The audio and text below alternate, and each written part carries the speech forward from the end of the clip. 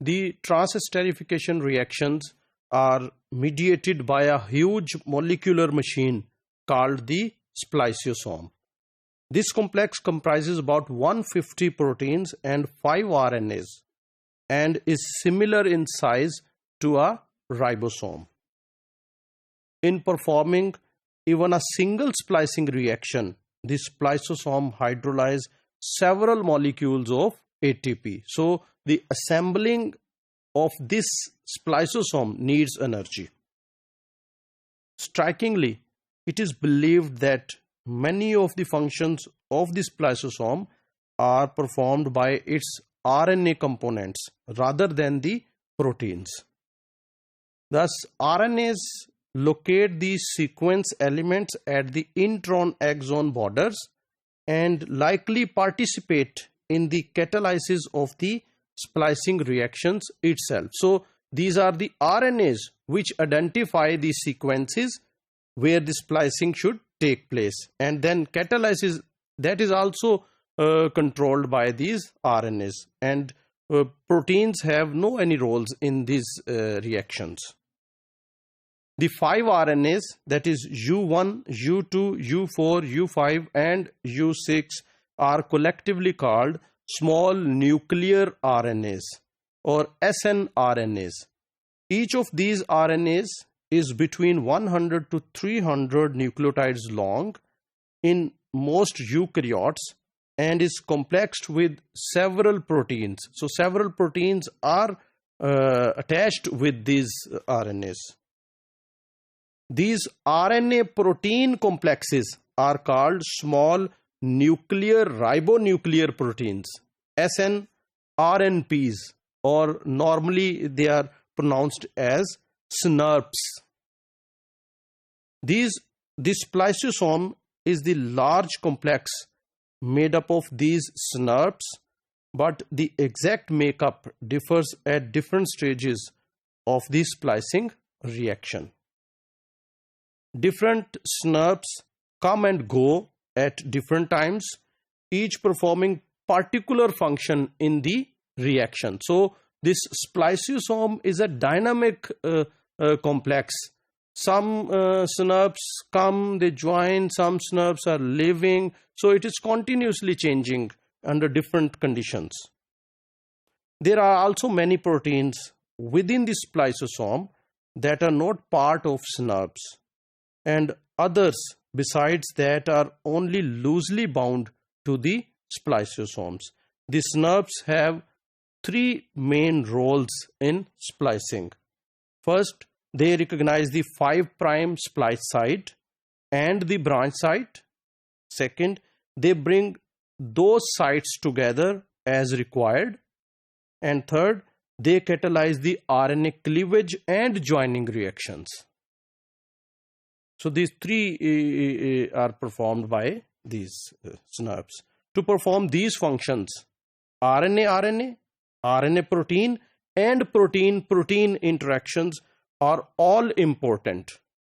Let us consider some RNA-RNA interactions which play a role in these reactions.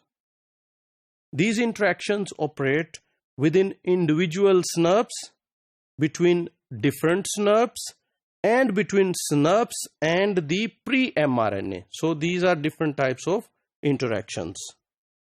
The figure below shows the interaction through complementary base pairing of the U1 snRNA and 5' splice site in the pre-mRNA. Subsequently, in the reaction, the splice site is recognized by U6 snRNA. So in this figure, you can see the U1.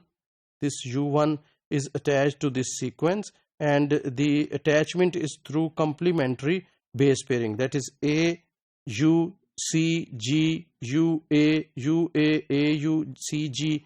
And similarly here, U6 is attached to this sequence. So in this way, these SNRPs and these RNAs are attached to the pre-mRNA. In another example shown below, the branch site is recognized by the U2 snRNA. A third example shows an interaction between U2 and U6 snRNAs. This brings the 5' splice site and the branch site together. So here you can see different interactions. This is between U6 and U2. This is between U2 and branch point sequence, and this is between BBP and U2, different pre-mRNAs. So these are the different interactions. It is these and other similar interactions and the rearrangements they lead to that drive the splicing reaction and contributes to its precision. That is the precision of splicing. Some known synapses are also involved in splicing. One example is U2AF, that is U2 auxiliary factor, recognizes the polypyrimidine PY tract, that is 3' spliced site. And then in the initial step of the splicing reaction, it helps another protein, branch point binding protein, BBP, bind to the branch site.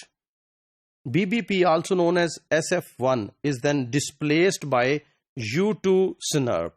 So these are the different roles which are played by these snRNAs and synapses.